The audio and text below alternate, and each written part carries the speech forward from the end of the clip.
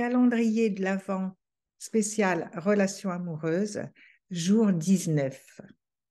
Faire la différence entre l'état amoureux et l'amour.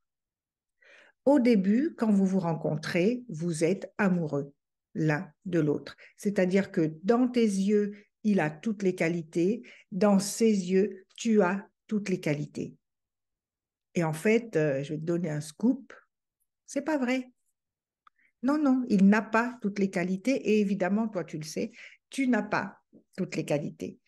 Il y a ce qu'on appelle une projection, c'est-à-dire toutes les envies, toutes les injonctions de la société, les injonctions à être en couple, à former un couple de telle ou telle manière, qui nous imposent une vie de couple. Alors, dès qu'on a rencontré quelqu'un qui semble finalement avoir toutes les qualités requises pour convenir, pour aller bien avec nous, on se dit, ça y est, c'est chouette, et on commence à partir dans un état qui est un état amoureux avec ce qu'on connaît, les papillons dans le ventre. J'espère que toi, tu connais ça, parce que c'est un état tellement merveilleux, qui dure ce qu'il dure. Mais à un moment donné, qu'est-ce qui se passe? Un matin, tu te réveilles et boum, le voile s'est déchiré et ah mince, mais il a aussi des défauts.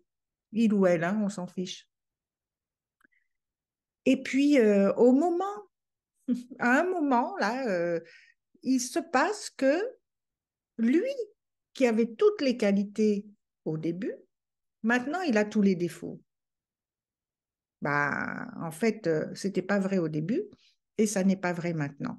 L'état amoureux dure un temps, voilà, c'est la passion, c'est ce qu'on disait, les papillons dans le ventre, c'est oh, j'espère qu'il va arriver bientôt, c'est et puis ensuite tout ça, ça se calme et c'est là qu'arrive le véritable amour, c'est-à-dire l'amour qui ne veut pas changer l'autre, l'amour qui accepte l'autre comme il est et qui accepte finalement que cet autre soit son partenaire. Au début, ça n'était pas la vérité, de toute façon, ça ne l'est jamais, ça n'était pas les faits, c'était juste la personne que tu voyais à travers des yeux qui ne voyaient que la beauté, la beauté est dans l'œil de celui qui regarde, mais à un moment, ça change ça, c'est-à-dire qu'on s'aperçoit qu'il y a aussi des défauts.